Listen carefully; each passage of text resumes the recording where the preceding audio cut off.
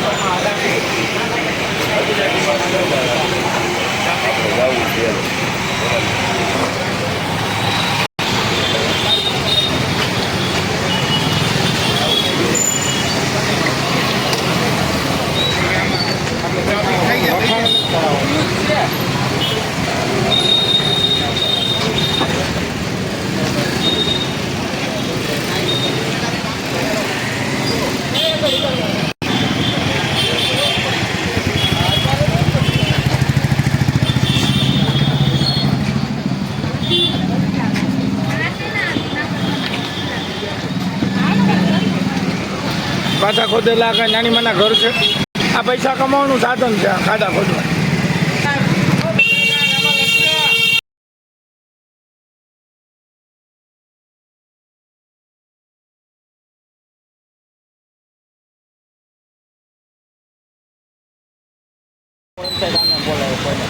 એ જ વાત છે. હા જાતું હોય વાડમાં કરી જાય 1 મહિના જેવું થાય. આડા દોયડા છે કામ કરવા કેમ પાઇપ નાખવો કેમ આને આ રસા હોય તો બેવડા વારી દે આ થોડું વરે ભૂસો જેવડી જ આમાં ભેગું જ નથી થાય એવું તો સારું આ 3 દીમાં એટલે ફૂગાડ્યું પછી આ તો બધું જોવું ને ઇલેવન કેવી અંદર હવે નેત્ર મારાનું છે અમારો વાલ અહીંયા એક દી હવારમાં પાનું આમ કરતા એમાં ઝટકો આવ્યો પછી બોલાવ્યા હવારમાં નેત્ર મારા તો એને જોયું તો પાવર આવતો હતો આ પેટીમાં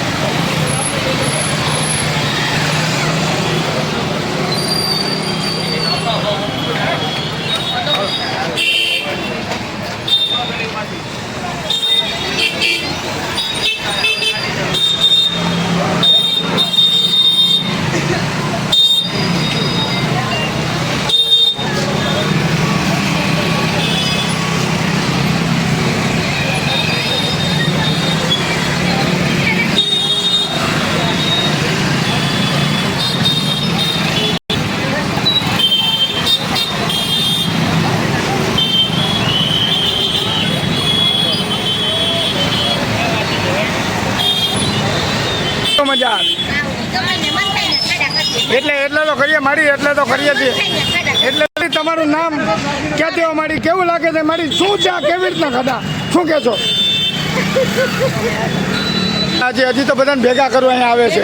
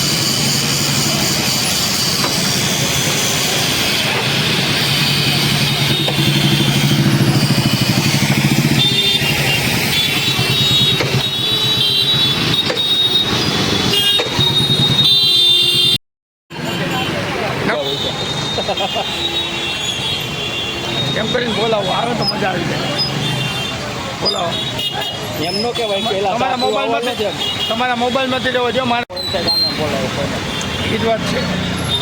હા હા જાતું હોય વાડમાં કરી જાય 1 મહિના જેવું થાય આડા દોયડા છે કામ કરવા કેમ પાઇપ નાખવો કેમ આને આ રસા હોય તો બેવડા વારી દે આ થોડું વરે છે ઉઈસો જેવડી જ આમાં ભેગું જ નથી થાય એવું તો સારું આ ટાઈમથી એટલે ફૂગાડ્યું પછી આ તો બધું જોવું ને 11 કેવી અંદર હવે નેત્ર મારાનું છે અમારો વાલ અહીંયા એક દી હવારમાં પાનું આમ કરતા એમાં ઝટકો આવ્યો પછી બોલાવ્યા હવારમાં નેત્ર મારા તો એને જોયું તો પાવર આવતો હતો આ પેટીમાં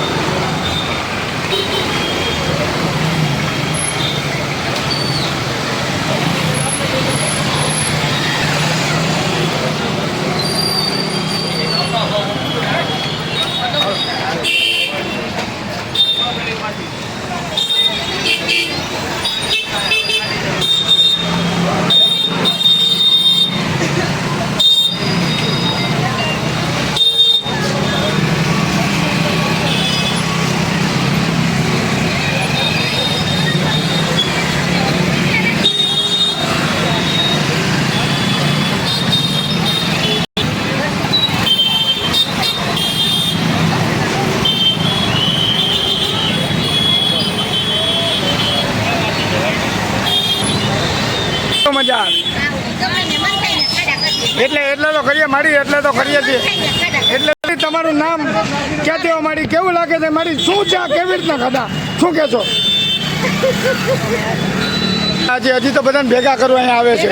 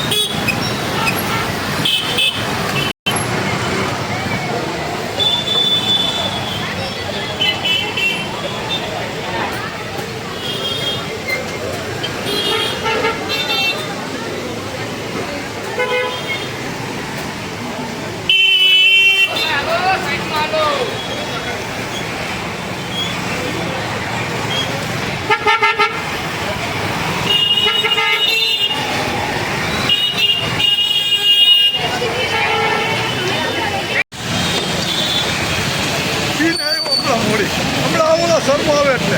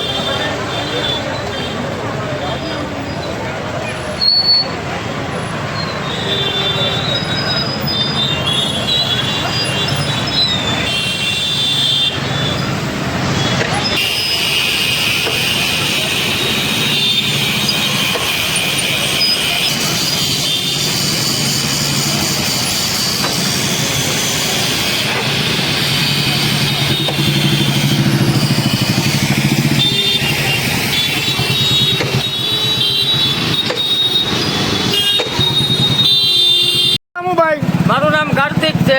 કાર્તિકભાઈ, ખાસ કરીને તમે આ જોવો તો છેલ્લા કેટલા મહિનાથી 3 વખત ખાડા ખોદ્યા, શું કહેશો? ગોકળ ગાયની ગતિએ કામ ચાલે છે. હર 2 મહિને એકવાર ખોદે છે અને કાંઈક નવું કરે છે. શેના માટે કરે છે? કોથળામાંથી બિલાડો નીકળશે કે બિલાડામાંથી કોથળો, આ લોકોને પૂછવા માટે નમ્ર વિનંતી, તાત્કાલિક રોડ કરાવો ભાઈ. અહીંયા ટ્રાફિકની સમસ્યા છે, ખરીદીનો હબ છે, શું કહેશો? કાંઈ નહીં, આમાં કોણ આવે? હેરાન થવું પડે. આ બાબતે શું માંગણી છે? પબ્લિકને હેરાન કરવા માટેની આ સ્કીમ છે. શું માંગણી છે? માંગણી એ છે કે રોડ કરાવો ભાઈ. તમે ભોગવો છો, શું જોવો છો અહીંયા? હે? હા, કેવી હાલત જોવો છો અત્યારે? ટ્રાફિકનો વિસ્તાર છે. કેવું લાગે રોડના ખાડા ખોજા અકસ્માત થાય, શું કહેશો? ક્યાંથી આવો પેલા આ રોડ ખોજા, શું કહેશો? જલ્દી બની જાય તો સારું વધારે એમ. તમે શું કહો છો? આ ખાડા ખોજા 8 વખત ખોજા મહિનામાં, શું કહેવો? એમાં હું એ કામ હાલતું હોય તો ખોજા તો કરી જ નહીં યાર. એટલે આ ખાડા ખોજાની છૂટને ટ્રાફિક કરવાની છૂટ છે, આ ભાજપ છે એટલે છે એની વાત નથી, પણ જે કામ માટે ખાડો ખોદવો પડે એ કામ તો કરવું પડે કે નહીં? તો જાહેરમાં છે દિવસે કરે કે રાતે કરાય? રાતે કરે કે દિવસે કરાય? એ તો રાત્રે કે દિવસે હવે આ લોકોને જે રીતે અનુકૂળ આવતું હોય એ રીતે કરતા હોય ને. હા, મારું કહેવાનું છે જુનાગઢમાં પંચાટડી ચોક હરેક રેકડીવાળાને તગડવામાં આવે છે. મોટા મોટા વાહન મોટા લોકોને બોલવામાં આવતું નથી અને કોઈ પત્રકાર સારી કામગીરી કરતો હોય તો એને જેમ તેમ શબ્દોમાં વાત કરવામાં આવે છે કે તમારાથી થાય તે કર્યો, આ કામગીરી તો થશે જ. માંડવી ચોકમાં વિસ્તારમાં મોનીસા પીરની દરગાહ પાસે અતિશય વાહનોનો ટ્રાફિક જામ થાય છે. અત્યારે વાહનોનો વધારો થતો જાય છે પણ રોડની કોઈ પહોળાઈ થતી નથી અને ભાજપની સરકારમાં લોકોને ખોટી રીતે ભાજપના નામે દબાવવામાં આવે છે. હકીકતે ભાજપની કામગીરી સારી છે પણ અન્ય પક્ષના ઘૂસી ગયેલા હોય ભાજપમાં જે ભાજપને પાર્ટીને બદનામ કરવા માગે છે. આજે આ ખાડો ખોદ્યો છે, ટ્રાફિક છે, શું આજે કહેશો? ખાડો ખોલ્યો છે, અહીંયા ટ્રાફિક જામ છે, નીકળવાનો કોઈ રસ્તો નથી. વાહન ચાલકોને સાઈડમાં વાહન પાર્ક કરવાનું કે સાઈડમાં કઈ જગ્યા કોન્ટ્રાક્ટરે પત્રકારો વર્તન આવું કરે, શું કહેશો? પત્રકારો આવી રીતે ચોથી જાગીને જે સાચા પત્રકારો કામગીરી કરે છે એની કામગીરીમાં પોતાની એની ફરજમાં રૂકાવટ કરવાની કોશિશો કરે છે. તો લાગે છે કોન્ટ્રાક્ટર પોતાના કામ માટે જઈને આવી ટ્રાફિક સમસ્યા અનેક અકસ્માત થાય એના માટે પોતાના માટે કરતો હોય? નહીં, પોતાના માટે નહીં, પબ્લિકને હેરાન કરવા માટે જ આ કામગીરી ચાલુ છે હાલની અને પત્રકારોને દબાવવામાં આવે છે.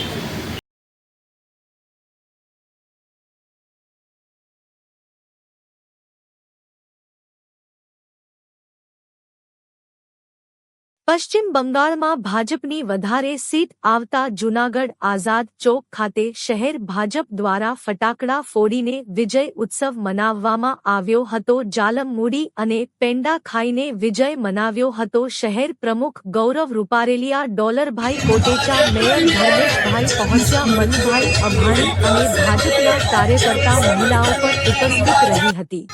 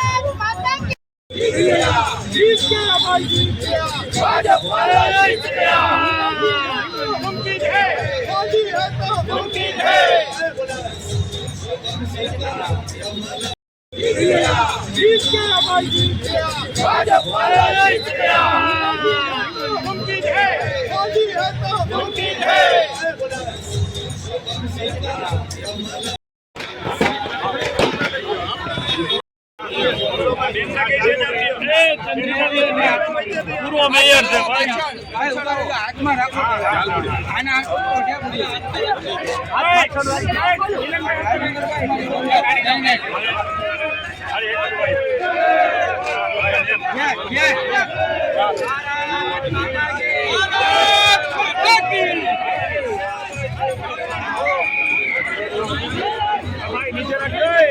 નીચે રાખો સારું રહી